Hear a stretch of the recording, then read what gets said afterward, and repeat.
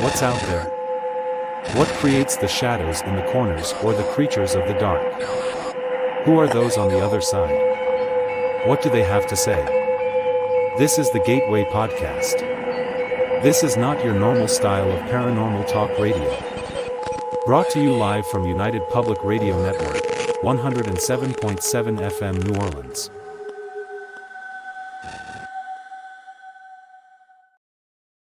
Welcome to the Gateway Podcast, broadcast live from United Public Radio Network, 107.7 FM New Orleans.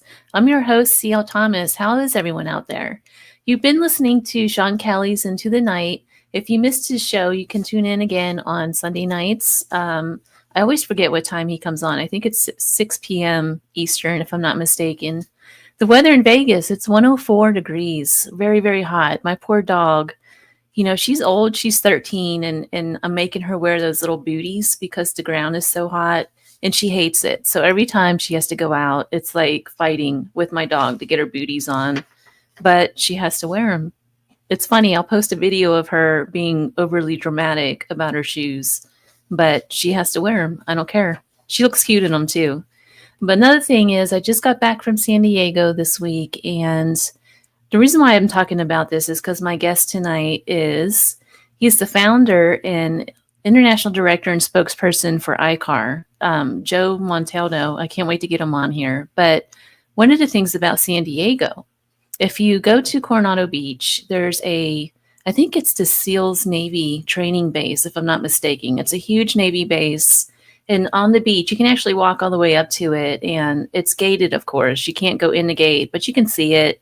It's right there. They share the same beach as Coronado, the hotel that haunted hotel. And the story legend is there are so many UFO sightings in this one area, particularly around the base. And what's interesting is about these sightings is that the spacecrafts that they see, they kind of float over the water and then they disappear in the ocean, almost as if there's a space station or something underneath there, right off the coast of San Diego. I always found that interesting. So do you guys think that's UFOs, or is that an actual spacecraft under there, or is it just a Navy base training? It's a fair question, right? So let me get Joe on here and see what he says. Hi, Joe. Welcome to the show. Well, thank you, CL. I like being here. Hello, everybody out there. You know, I was stationed in San Diego. It's where I went to boot camp. Oh, really? Yeah, I went to boot camp. A lot of people say that. Were you in the Navy? Yes, I was in the Navy.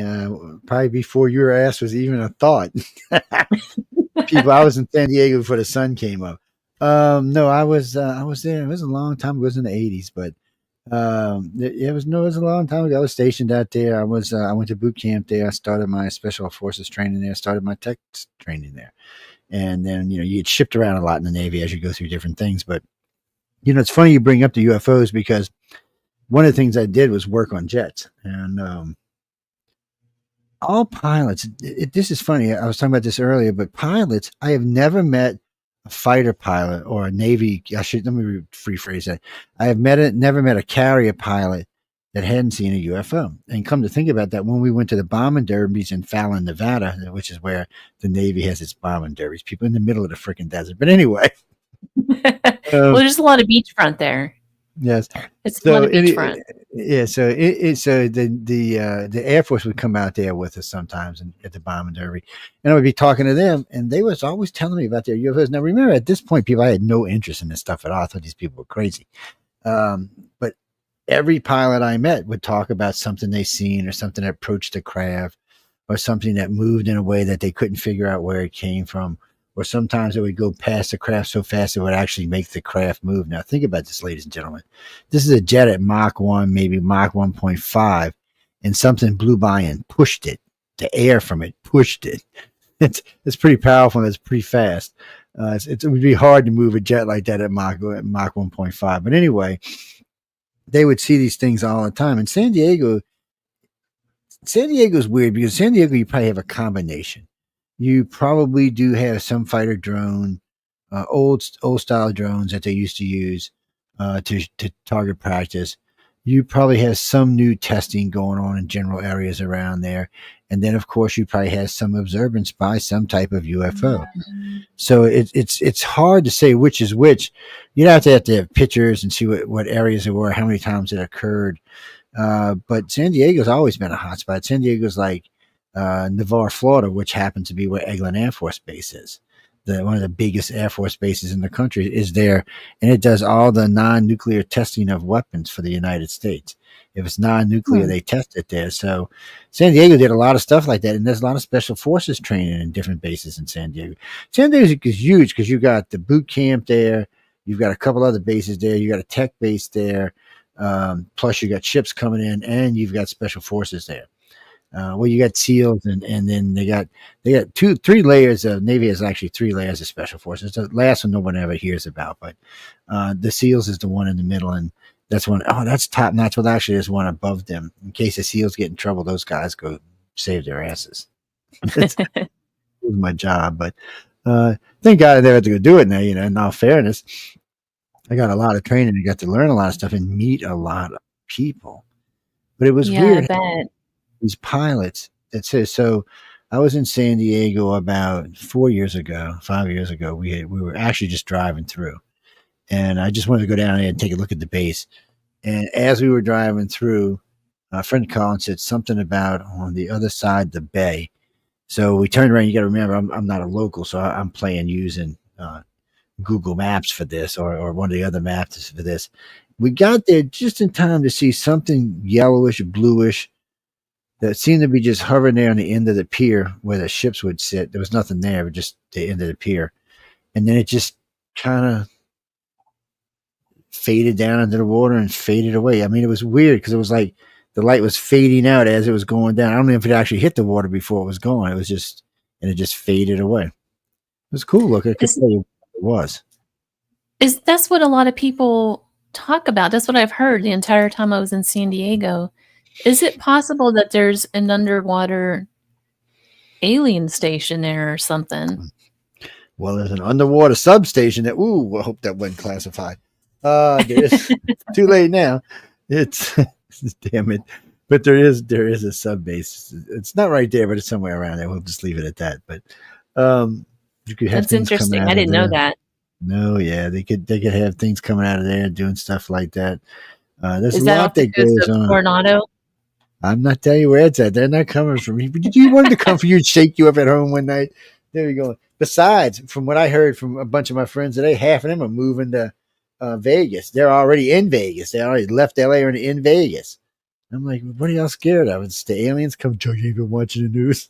I said, but they are a bunch of them are moving to Vegas, and they've had it. It's kind of funny, but it's funny because every one of these people I'm talking about are alien hunters, and I'm thinking to myself, wait, you go chase an alien, but you won't go out in the street in LA? That's a bad sign, my friend. I mean, in all due respect, you see what's going on right now in LA. Yeah, I've been watching. I mean, even I'm not stepping foot anywhere near there. No, and I've got a lot of friends in LA, and the people we were talking about just before we came on the show, they have a big, huge office building right there in Hollywood Boulevard. A media building, I guess you would call it, or it's Galaxy Press. I'm sorry. There we go. They'll get it out of my brain sooner or later, but it's Galaxy Press. Is a huge building there, and they got a lot of stuff goes on. It's. I wouldn't be there, and if I was, Martha would be hanging out with me. So I don't worry. When Martha's with me, no, guys, Martha takes good care of Daddy. She loves me. Yes, she does. And I used to tell people all the time. I'd introduce him to Martha. I say, look, this is Martha. Martha has never shot or killed anybody without Daddy Joe helping her out along the way. No, people, we don't shoot at aliens. Mm-hmm. Is there, in your opinion, why? So Las Vegas, for instance, we're surrounded by military bases. We have Mercury. We have there's a bunch of them. I can't remember all the names. There's a bunch of them. Vegas per capita has a bunch of bases, and you're not just you got Navy bases too, which are in the desert. You've got, of course, we all know that Area Lovely 51 is 90 minutes away. I don't even know if it's 90 minutes away from Vegas. It's not even 90 minutes. Yeah. I drive out there sometimes. we were in Utah last time I went, and it took 90 minutes. I was thinking we had to drive past Vegas to get to it. So I was like, well, of course, nobody cares how fast you go out there for some reason. I don't know what that's about, but people, you can do 85 like it's nothing. I blew by a cop at 95. He didn't even look up. I'm not kidding you. He did not even look up. I was like, There's nothing to hit out kidding. there except for donkeys. Yeah. Well, I do notice you got them cow things. I met the sheriff in, where was he? Wherever the little alien inn is. I met the sheriff there. And he was telling me, don't hit a bull because I got to pay for it if you do. And he said they're about $3,000. I'm like, what? I said, somebody's wait. Nobody even owns those things. No, he said if you They're hit one, it's $3,000. Yeah, no, he said apparently they belong to people. And he said if you hit one, he actually said $3,000 to $6,000. By the way, if y'all didn't notice, and I should probably not say this because I'm going to get people arrested, but anyway, I'm going to tell you anyway. So, at Area 51, if you make it past Gate 1 and they arrest you, the sheriff comes and gets you. What the hell is the name of the town, people? You went right out Rachel. of my head. Yeah, Rachel. It's Rachel. Yeah, he comes from Rachel, Nevada. He picks you up and brings you and puts you in jail. And all it costs you is that may have went up since then, but all it costs you is $750 to get out of jail. That's it. As long as you didn't do any damage to any property, you didn't fight with any military people. That's if you get past Gate 1. If you get past Gate 2, it's not up to you anymore. It's whatever they want. They can drop you down in a deep dark hole and never. They don't even have to give you. They don't have to give you. You don't have any rights. Once you pass Gate 2, your rights are suspended. How do you know which gates are which, though? Well, no, Gate. So they're talking about depth inside the facility. So all the outside gates are Gate 1. As long as you can drive up to it's Gate 1. Gate 2, you won't be able to drive up to unless you like plow through a fence somewhere and go rolling up there and get to, do it that way.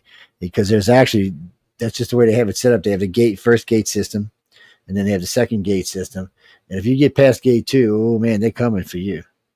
That's serious. Well, they had that kid that flew in and actually landed in Area 51. He didn't get much trouble, but he didn't really see anything. But they figure if you're coming in, they say everything is underground. Pretty much. Anyway, it's last time we were out there, it was you don't really get to see anything. All I can tell you is the elevator system goes. It goes. It actually had no machine. You actually got strapped. You got a strap on when you go up and down. It's Glenn, as far as I know, there's at least 150 floors. Yes. I was out there when I was in the Navy. Yeah, I was actually out at whatchamacallit, where all the skinwalkers are. My brain's not working tonight, but Skinwalker Ranch. I was actually out there for 3 weeks. Utah. Yeah, I was stationed out there. Yeah. Navy had me stationed out there for 3 weeks. They were doing some kind of weird electronic surveillance, and I was working electronics, but Area 51 was to do repairs on electronics. It's kind of strange. Yes. I drove up to Area 51 just a few weeks ago, and first of all, someone stole the black mailbox, so it's gone. It's not there anymore. But there's a back entrance to it, and you have to drive down this and it's all BML land all the way up until you hit the first gate that you're talking about. So you can be on there legally, but as soon as you make that bend, there's like a turn. As soon as you make that round, there are guys like up on the hillsides watching you. It's the craziest thing. Yeah, this truck came out of nowhere, literally out of nowhere, out of the desert, and was like on our butt right there at the gate. Oh yeah, because they do it. Well, there's 4 or 5 gates. So there's one with the blacktop road that goes forever, and then it turns into a gravel road, and it's just a big straight road, goes forever. And Rachel, if you come out, you take a left to go to Rachel. But when we came in, we were coming in from the other way, and we took like about 20 minutes to get to the first gate. We got there, we all piled out the cars. You could see what people had fires set up, and they say, don't take pictures, don't do this, don't touch this. Of course, everybody breaks every rule there is. I mean, yeah, but everybody breaks every rule there is. And then 2 or 3 other cars pulled up while we were out there, and everybody's just looking. And they got the monocular following you around, and they got the other camera following you around, watching what you're doing. But they know within 5 minutes you're getting there who you are, what you are, and if you're a threat or not. Oh, yeah. And you don't have cell service or anything out there because it's all blocked for some reason. but I have It's SATCOM crazy. service, so It's well, you know. crazy. I just think it's so like, what are they doing that they need that much? Well, they're doing a lot of things actually, but I mean, stuff. There's a lot of stuff that goes on out there that we, frankly, don't want to know about. They do things out there. I guarantee you, we just do not want to know about. It's not the only underground facility we got, and I don't even know if it's the biggest, but it's big. I mean, like I said, it's at least 150 stories deep, and no telling what's underneath that. You know, whatever they have down there. There's places like says there's a port place. You could be, I think it's like 75 feet or 75 stories down, and it actually opens. It's an open room, and it has a ceiling that open, retractable. So this thing could hold something big or something little, or it really doesn't matter. It could just stack things in there and let it out from there. So it was just kind of weird. It's just the whole place is kind of laid back and weird. Actually, Glenn, if you got the right clearance, you can get out there. They're not gonna let you see anything, but you can get out there. Yeah, Class 7. I think for no reason at all, you Class 7, Class 8 security clearance. If you're a scientist working, probably Class 6, unless it's some type of really, really project, alien related or something else related. You might need a Class 8, Class 9, but I got Class 10. They know I'm not going to tell any. They know I'm not telling any secrets. So that's so funny. When you get those high clearances, they torture everybody. I mean, literally everyone I ever knew, they visited. Ex-girlfriends I hadn't seen in since I was a kid.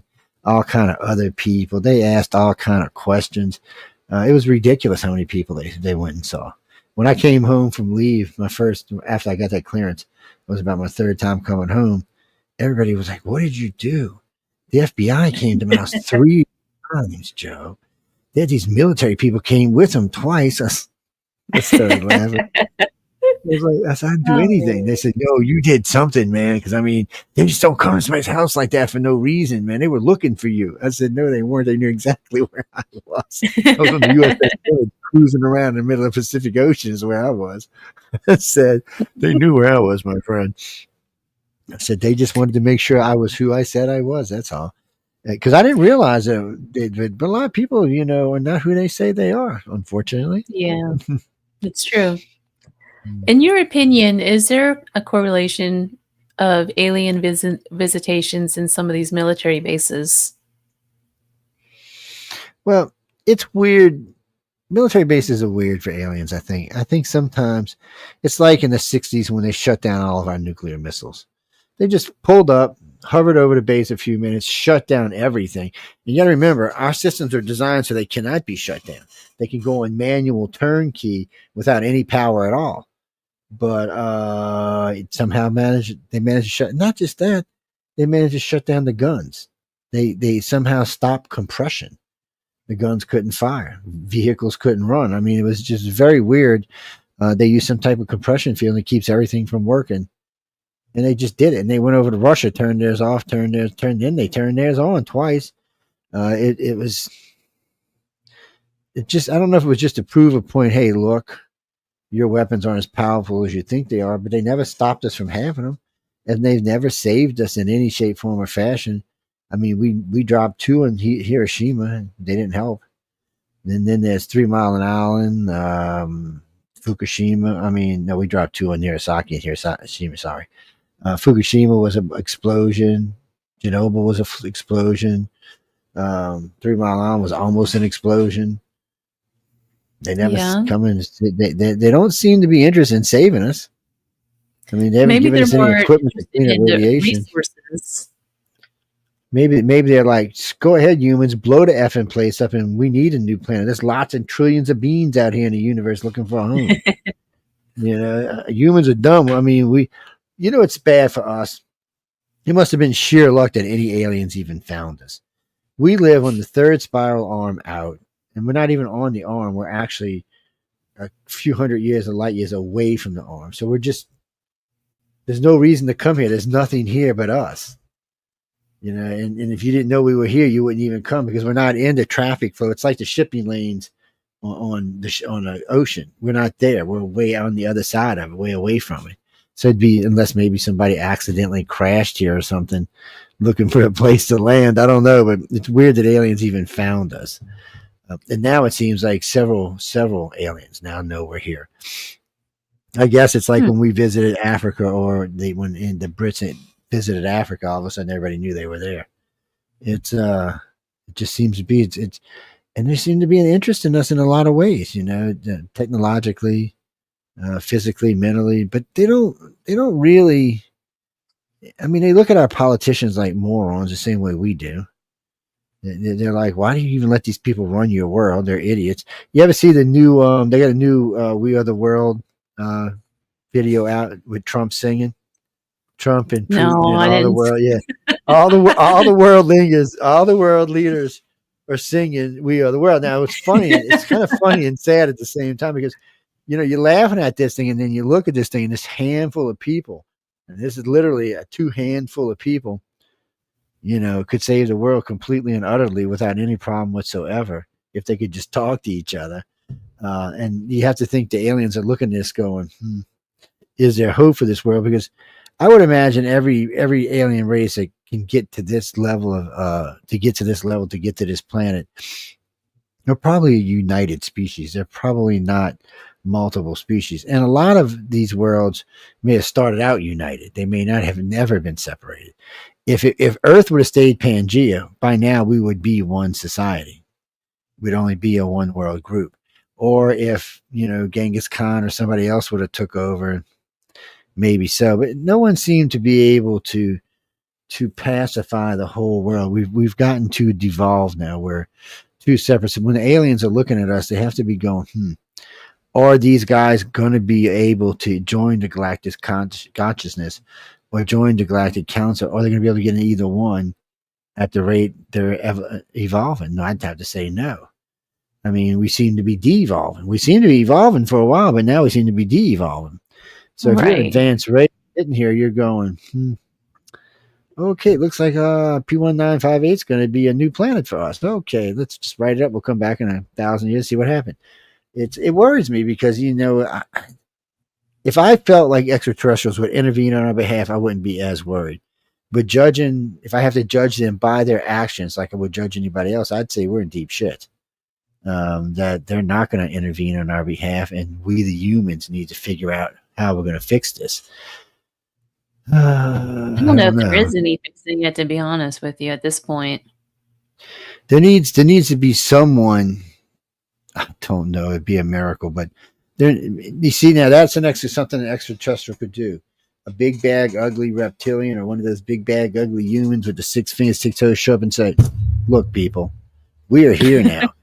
We're going to unite this planet, or we're going to take this planet for our own. Which one is it going to be?"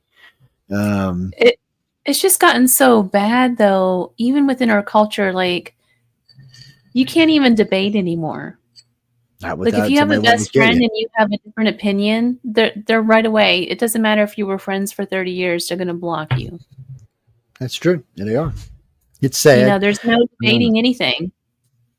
You can't, you want to get into a real debate. I mean, we open it up for debates, and sometimes I find on the chat's easier because people don't take it as serious. But on the flip side, people get upset, and they get upset fast. And it doesn't matter who you are, because, being an equal opportunity hater, when it comes to politics, well, guess what? Sometimes you're okay, and sometimes you're not. So, well, Mark says you are in years revolving, which you're right, Mark. We are evolving. Yeah, devolving. But yeah, I know. Look, I've always been a humanist. I really hope to see our world turn itself around and do something good. I got kids and hopefully grandkids and great grandkids and a whole bunch. So I'd like to see us move in the right direction. And for a while, it looked like we were headed there. At one point, there was no wars going on. Nobody was fighting. It was about 10 years that the world was actually peaceful with nothing going on. No, but somebody they just can't do it. It's like your kid. Tell your kid, sit down, shut up, don't say nothing for 5 minutes. I'll buy you ice cream. 4.5 minutes in, they just can't do it. It's I don't know. I mean, there are people coming that might be able to change it. There's too many dogmatic views, so some of that's going to have to go away, and some people are going to have to start standing up to their leaders and saying, "Hey, look, no more of this. You're one person. We're 5 million or 10 million or 80 million. No, no more of this." I mean, I remember seeing there's a UFO. It's a seal of a UFO. And actually, first time I've ever seen it was in an Egyptian temple. It's really cool. It's a seal, but it looks like a UFO. It actually came from Samaria. And the Sumerians used it with any official documents they use with the overseers. That's what they used, the seal of the UFO. They have the Sumerians have the Sumerians and Mesopotamians and the Egyptians have no doubt that there were aliens living here, working and breeding amongst us. They have no doubt at all about that. The Sumerians talk about the creation of man, with the first creation of man being the dumb version of man. I'm not sure, they might not have been the smarter version, but the dumb version of man. The Dogon and the Sumerians talk about the reptilians coming here and stealing the women, raping them. They were having children. Those children were born different.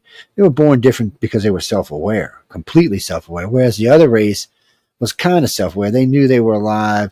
They knew they wanted to procreate. They knew they wanted to make beer, but they wanted to listen to their overlords. The new race was like, screw you, you go plow the field. Do you look at us? There's millions of us. We're not plowing the field for you anymore.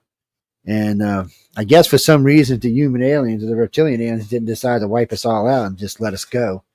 And then we went from there, and we have been a mess ever since.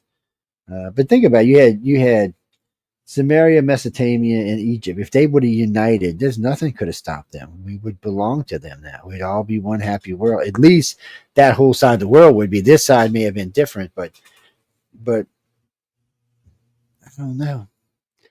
We needed it. They needed I blame to do it when we were I blame a lot on the different religions, No, particularly the religions don't Hebrew help. religions.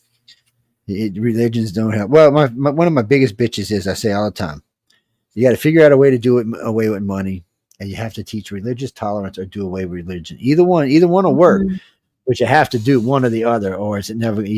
God, until you have religious tolerance or no religions, it's going to always be like it is, because that person always. And of course, in politics is the same way.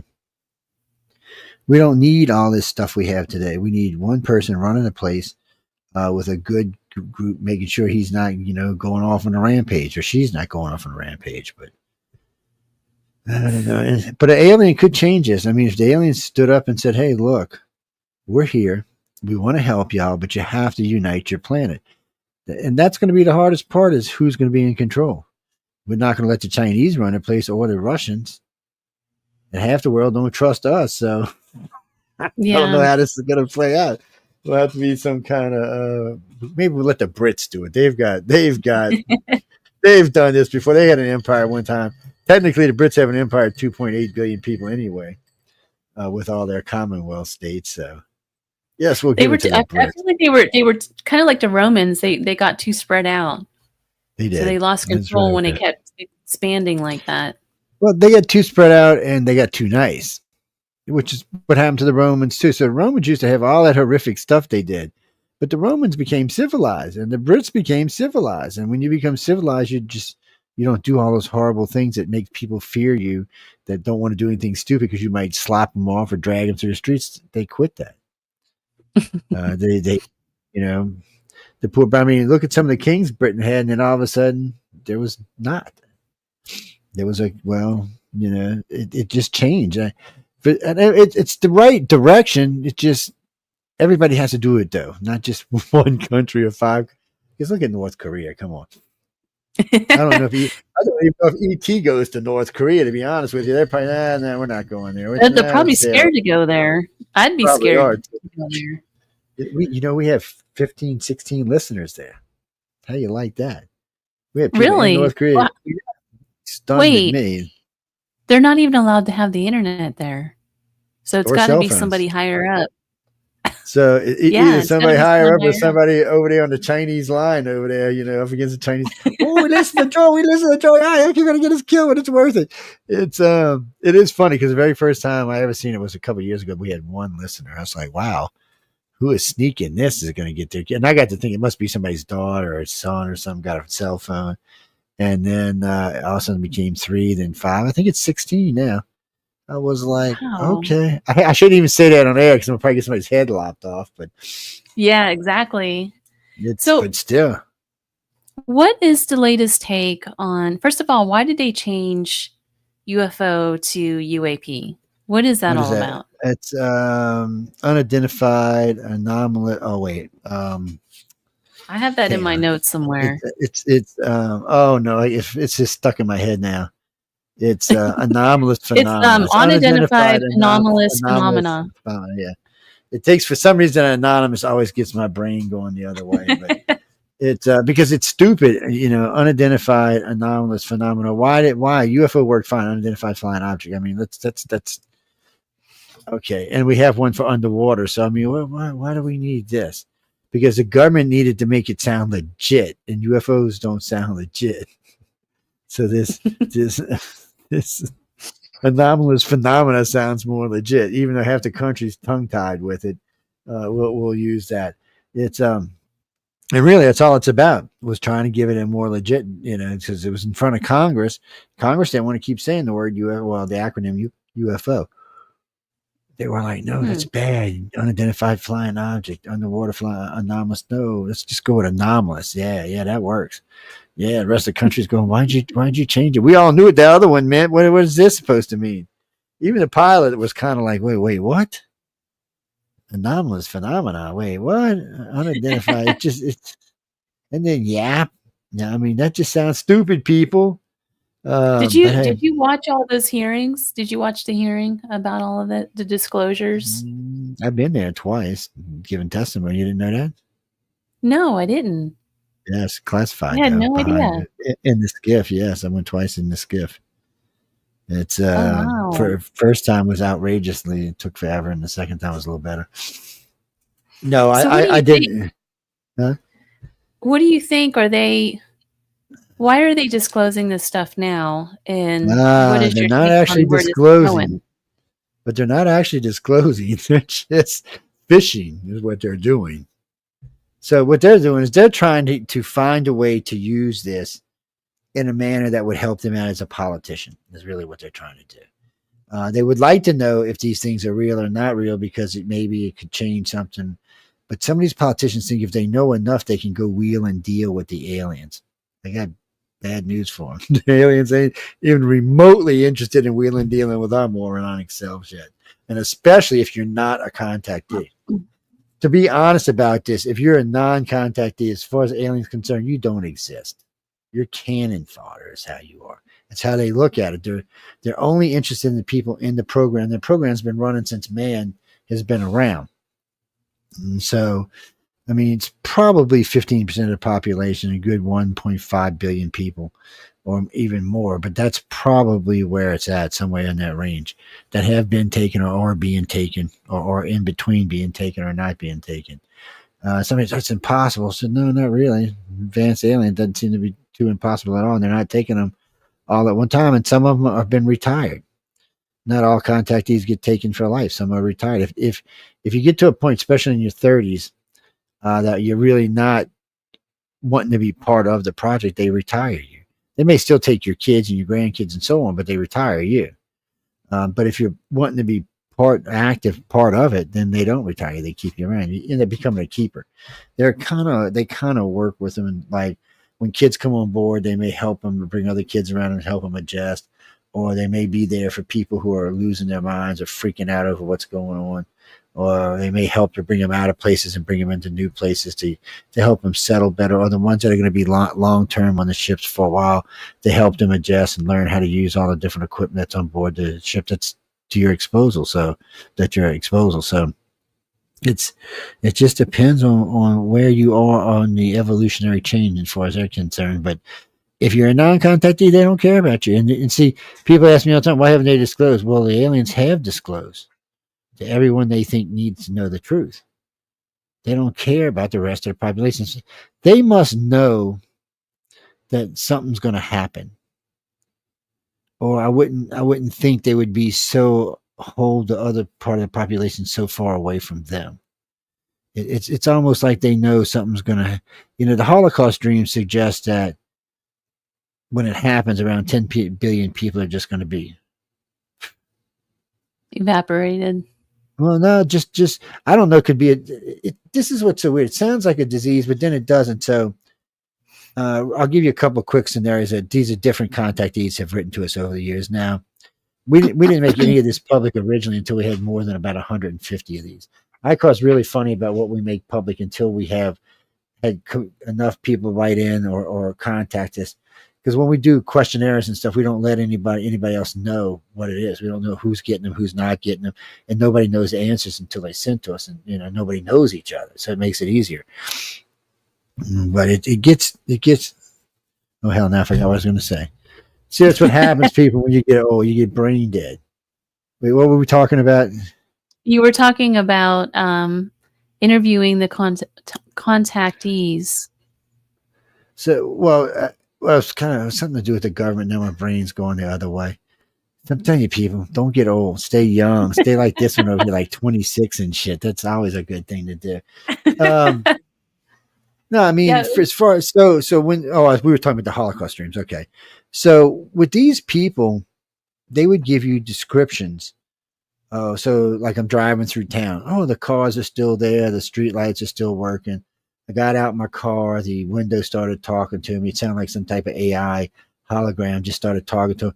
Not just that, but they were talking to him about the last thing they had purchased and would they like to purchase, or have they purchased this item yet? And as they're walking along, it's happening all over the place. And they didn't see any bodies or any people or anything, but the town seemed to be fully functional, no flames, no destruction. So they're driving on, they get to the end of the town, they see a good sized group of military people, and they're digging what looks to be like a mass grave. So obviously there were some bodies because they were burying these people, but the army people started asking if anybody was a contactee because they were looking for them to bring to the base and keep them safe for the aliens to come get them. Their words, and that's not what they were doing. Apparently the contactees had natural immunity to whatever happened because none of them died. They all stayed alive. So these people were talking about how they had to keep the government from taking them, and how all their abilities had seemed to be increased 100-fold since whatever happened. I mean, they get into great detail about it, but you have lots of people from lots of different cities giving you the exact same scenarios. It's creepy weird. Should make a damn movie out of it. But is it real? I don't know. But when one full third of your contactees write in and tell you this, you gotta take notice and think, oh shit, maybe something's happening. And we do know that they've been taking people off planet for a long time.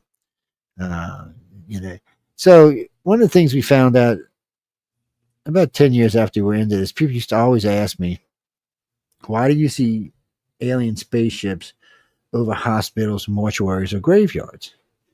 I was thinking, well, maybe they're just morbid. What the hell? I mean, it didn't make any sense at the time. Then we found out that they can take your consciousness up to 3 days after you die. So it seems like what they do is they come in when a contactee clicks in one of the Grey's heads or reptilian's head saying, hey, they're dead. They come in, take the consciousness and store it. Sometimes they put it into a new body, into what they call a husk body. Sometimes they put it into like a hologram so the person can be active. And sometimes they just store the person until they get to wherever they're going. But that person is still going to live again. Actually, the person's never died. Really, that's such an interesting concept. Is that where the crossover is between the paranormal world with ghosts and afterlife studies and all that sort of thing? Do you think there's an overlap there? There could be. I mean, there must be some, because you're dead, but you're not dead. You definitely died, but somehow they have the ability to pull your consciousness. So your consciousness has to be lurking around somewhere. And I don't think it's lurking around in your body. It may still be connected to your body. That's how they can pull you back, but it must be crossing into the other side. So what bothers me about this is they didn't say, okay, well, see how, this is what we're going to do. Is it okay? No, they just did it. So you didn't have the option to cross over to live. They're going to take you anyway. Even if you want to cross over, they're still going to take you. And I don't know if that's exactly, the way it should work, but I guess there's some kind of something going on there, because they're taking the people they want to take. They're taking the contactees. And from what they're talking about, they're extending their lives oodles and boodles and changing what they are, changing their brains, changing a lot of stuff. But I guess these people showed something that they wanted. And what's weird about this is the people who have the Holocaust dreams will tell you they don't get to go. They're stuck here after all this happens because some of the things that they had to do to make sure these contactees got where they needed disqualified them from going to these new worlds. Sounds like they must have been doing some horrific shit. None of them, one or two of them talked to me about it. It's probably too much to talk about on this show, but it does sounds like some horrific stuff, melting people. Melting people. Now, why would they melt people? Because they felt attacked, and that was the contactee's response, or the team's response. That's what they call themselves, teams, and all of them call themselves teams. That's what another weird thing. No one had ever said that publicly until this day, and they call themselves teams. That's what they call themselves. They said they're the teams that go out and they're contactees themselves, but they're the ones that go out and save the contactees that have to be made sure they go off world from wherever they are. So there must be some kind of chaos. Sounds like quite a bit of it. And for some reason, even the aliens don't want to come all the way down into the planet. They want them to meet them on certain places. So that means even they don't feel secure. Yeah, so it's a weird thing. It's kind of a little bit on the scary side. But, they talk about populations of 10 to 15 billion. So I'll be dead before that happens. I'm not so much worried about it. Y'all the poor souls, but it's always been, since we got into this, that the regulars do seem like they're cannon fodder. And it might be why the RH positive people are slowly but surely being bred out, because they're not part of the new world. And people get so mad at me when I say that, but I mean, RH negative started 40,000 years ago at 0, and it's at 18%. If it stays in that course in 200,000 years, they won't. RH positive will be the 10%, and slowly being bred out. And remember, ladies and gentlemen, RH negative, it doesn't have the rhesus monkey gene. Only the RH positive does. So you got to wonder if they're even the same species. There's something interfered. There's something interjected there, and RH negative people tend to be more telepathic and tend to be more contactees. Almost 70% of all contactees are RH negative. You figure it out. What do you mean? What is an orange negative person? I'm not sure what that means. RH negative. It's a blood type. Okay. RH negative. So if you're O, you're either O positive or O negative. So for 2 million years, all there was O negative. And so everybody was brown hair, brown eyed, brown skinned, and O negative or RH negative blood. So they were walking around like that. And 40,000 years ago, out of the blue, Mother Nature created, I don't want to say Mother Nature, but something created RH negative. So you're probably too young for this, but if you're 45 or older, 50 older, when you went to get married, they made you take a blood test. And the reason why is if the mother was RH positive and the father was RH negative, it would kill the baby.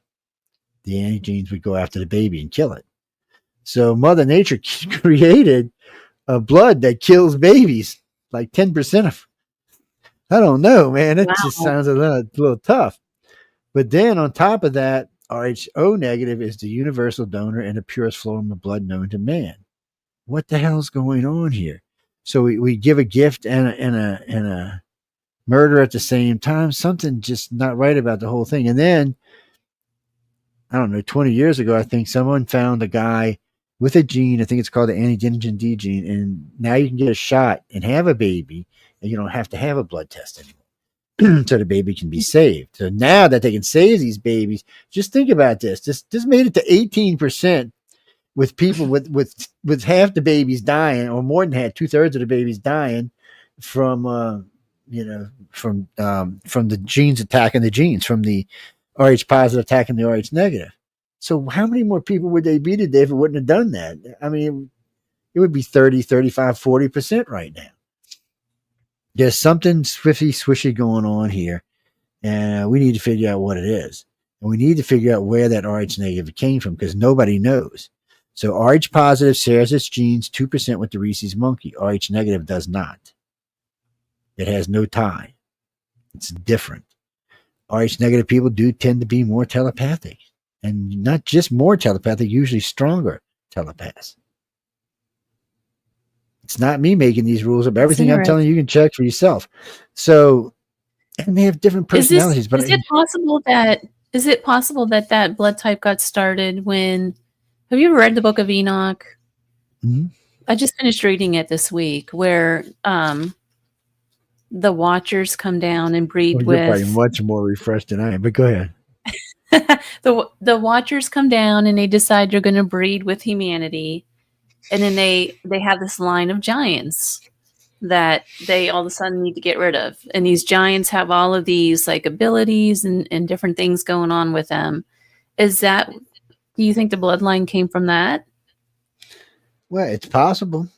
I mean, it is possible. Or it could have came from the Greeks or the Roman gods, or it could have just been an extraterrestrial. See, that's the real problem. But whoever did this 40,000 years ago. So most of what we're talking about probably were already dead. I think when we finally figure it out, we're going to find out that man's much older than we were originally told. At least a few 100,000 years. We already know that 6,000 years is wrong. We got a city off of Cuba that's 16,500, at least 16,000 years old. We got two cities we found off the coast of India, things that are tsunami, that are at least 13,000, which makes them 15,000 years old. That were holding 250,000 people each and had aquifers and running bathrooms. 16,000, 15,000 years ago. Okay, well, the Romans figured that out, but that was 3,000 years ago. And God knows what was before that. That's just what we know, because the Ice Age probably wiped out a lot of stuff. It probably mowed down. That's why so many cities were built on the coast, because there was no water back then. It was much lower until the ice started melting. That's why so many of them are underwater now. And there's probably a lot more that we haven't found yet. It's creepy. But it does seem there was a whole different civilization here. And when people ask me where to start in ufology, I always tell them in the past, because anything more than 300 years ago that's flying in the sky is interesting. I think the dirigible started in 1780, if I remember correctly. So, 300 years ago.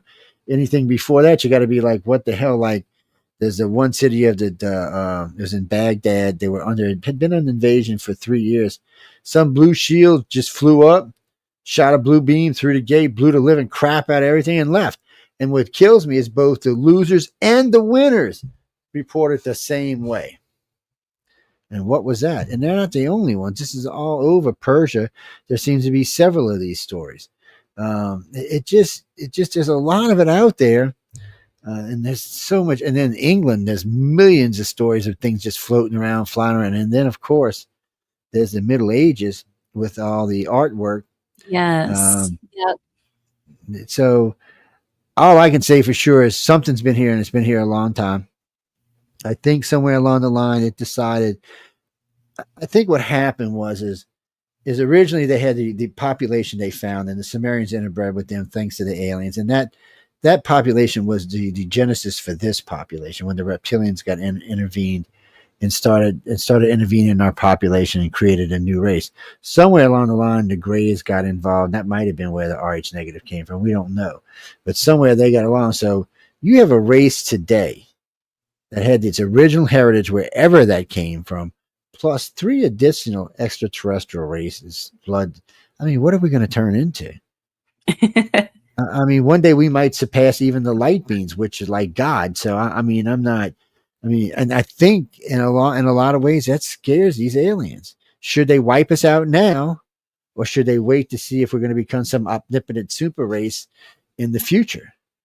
It's a scary thing. They say the Greys are at least 1 billion years old, so it makes me a little nervous sometimes what may be going on out there. But we're just little pieces of the cogging along. Well, what do you think the purpose of everything is? To live, die, and what is it? Live fast, die young, and you leave a beautiful corpse. That's it? What it is. That's it. Live fast, die young, and leave a beautiful corpse. I'm past that part, so I got to see what else is going on. There got to be some other stuff going on out there, but That's the stuff I'm interested in. There's a lot. I mean, there's so much to look at. There's so many things that subexist our regular existence. And I tell people all the time when they tell me, "Oh, that's paranormal," I say, "No, it's not. It's normal for me. It's paranormal for you over there, Joe Blow, because you don't know what anything being outside the natural universe is." I tell people all the time, learn what the natural universe is. Start to understand the environment around you. Start to understand what may have been here before us, and then stop for a minute and figure this little thing out. Why do the majority of politicians, music stars, and movie stars have blue or green eyes when green eyes are only 2% and blue eyes are around 10? So 12% of the 12% of the eye colors represent about 90% of the population that are in those three fields. Now, how can that be, and why is that? That's an interesting concept. Yeah, because they're getting you. Oh, look at him, shiny blue eye. He's so sweet. Yeah, he's an evil bastard. You're too busy looking at his blue eyes. Oh, yeah. Oh, look, she got such beautiful green eyes and red hair. Don't look at her, you evil. She's evil. No, too late. She got you. I don't know what it is, but it is Rh negative is the gene that created blue and green eyes and stuff like that, because it's a mutation. Rh negative is a mutation, blue and green is a mutation. So all the other spectrums of color are also mutations from those mutations. So I don't know. Is it simply we're just that? I don't want to use that word. Bad word, Joe. Bad word. Anyway, I mean, are we that egotistical that we want to see everybody? We don't trust people with brown eyes. My wife's got brown eyes, people. Y'all better get off that crap. I have brown eyes. Wait. I happen to like brown eyes. What does the brown eyes mean? Y'all the ones they're going to use for cannon fodder. They're going to load y'all in cannon and shoot y'all into space. Oh, well. No, it doesn't mean anything. It just means that you're being pushed back by the colored eyes who are trying to take the world over. Remember, the brown eyes ruled the world for a long time. And then all of a sudden, here comes this weird, freaky gene that creates these other colors. And all of a sudden, more and more people. I mean, watch the politicians. I was watching them today. I was watching our Congress today. More than half of them have colored eyes. And so it represents such a small percentage. It's weird to see. Maybe they're the what's the name of those people? It's not the Anunnaki. Who are they? The Illuminati. Oh yeah, I got the Illuminati. Yeah, they're idiots too. So well, no. So people tell me all the time, this one's taking it. Okay, let me explain to you people why none of this is going to happen. The Illuminati is a group that does exist. So are the Skull and Bones. They're a group that does exist. And several other groups besides those exist. The problem is they all hate each other. None of them have the same agenda. Oh no, the Masons hate both those groups.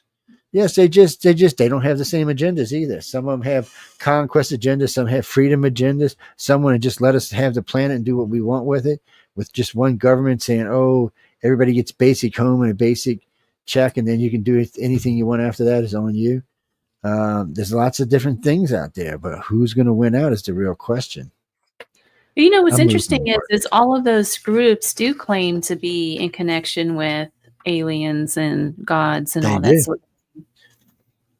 They do. They're probably talking to Satan, but still, Satan's probably going, yes, that's probably the only time I agree with the extraterrestrials or demons. I went out to the Bohemian Grove about 2 months ago. There? Yeah, I got up to, it's interesting because they had the gate open and I drove through the gate and I was in there and then I got as far as, I was like 0.2 miles from where that owl statue is. And then somebody came out of nowhere and, asked me what I was doing and that sort of, yeah. Go home, little girl. I just played dumb. Yeah, that's what I'd be. I'd be, well, I don't know where am I? I didn't know where I was. I was lost. I was looking for the park, which there's a big park there.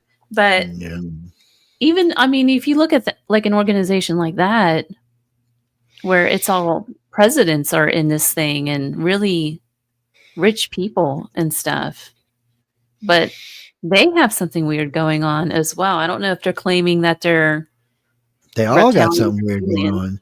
the group you and I were talking about before this is the same Yes. thing. They got something going on too. I mean, it's just they're all seeking something. Now they're not telling us. I know the Masons are actually looking for something too. So a couple of these groups are figuring there's something else out there. You know, people always talk about things like the Chalice of Christ or quite a few other artifacts that may be around, maybe not be around. But some of those artifacts don't even sound like they're religious. They sound like they're extraterrestrial. So The it's hard to owl say. kind of looks like it's extraterrestrial. It could be. See, that's the thing. We don't.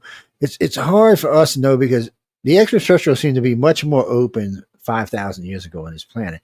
And since we know they've been here longer, they were probably walking around this planet. That's why the giants and all were seen. They were probably walking around this planet for 100,000 years. Something 5, 6, 7, 8,000 years ago put an end to it all. Was it the aliens? Was it something else? Was it a disease? I mean, something just stopped. And not just that, we seem to revert a lot. Mm-hmm. I mean, it seems like we went from a more advanced technology 6,000 years or 12,000 years ago to a less advanced civilization 6,000 years ago, which doesn't work. Of course, this modern civilization today got hurt by both the burning of Alexandria and the ancient time. Well, I shouldn't say the ancient times, but the medieval times. We got on both those hurt. It's probably set us back 2,000 years or more. So just think about where we should actually be today. And then if you stop and think that somewhere between there in the 6,000, 12,000 year range, it happened again, we should be way more advanced than we are. We should be colonizing worlds, traveling to solar systems. But for some reason, we're not. Maybe they're doing it. Maybe they're keeping us here because they don't trust us. I mean, It right could now, be. I wouldn't let us in deep space. All we would do, I mean, look at the problems we caused on our own planet going to continents where they weren't ready to see us yet. Just think if we went to worlds like that and started causing problems and bringing in stuff like big cigarette lighters or big cigarette companies and big pharma. No, I mean we're not as a species, we're not ready. We're not a united world yet, and we're not. I mean, I would say the majority of people on this planet are actually good people, but they're not in control, and that's what's It's sad. interesting saying that too, because all you have to do is look at the medical world, and how not advanced we are, even with the medical world. You know, we've only made significant steps in the medical field within the last 50 years with the invention of penicillin. But other than that, we really haven't moved forward in the medical field at all. We can't cure common colds. We can't cure the flu. Cancer is killing over half the population right now. They can't get that under control. I mean, if you think about where we should be in the medical field right now, we should be living 500 years at least. Oh yeah, we should be easy too. Mm-hmm. You know, what's funny about this is my oldest nephew, who's actually older than me, had gotten stage 4 cancer. He's a billionaire, and well, between him and his husband, they were billionaires. And anyway, he stage 4, so he decided to rent out the what club was it? House of Blues. He rented out the House of Blues, and then he flew down to B-51s for a big concert to go away because he's a big fan of theirs. So he did all of that, and then someone told him about this thing in Germany. So he went to Germany, and in 3 weeks, without chemo, he was cured. Stage 4. That's interesting. Yeah. So my sister, his mother got it. They sent her, and within 3 weeks, she was cured. Stage 4. Gosh. Had 2 different kind of cancers. Now, when my mom got it, he offered to send her there and pay for it, but my mom didn't want to have anything to do with it. She said something about it. I think she was 75. I think she was just ready to go, but which she's still pretty young, but she just didn't want to have the treatment.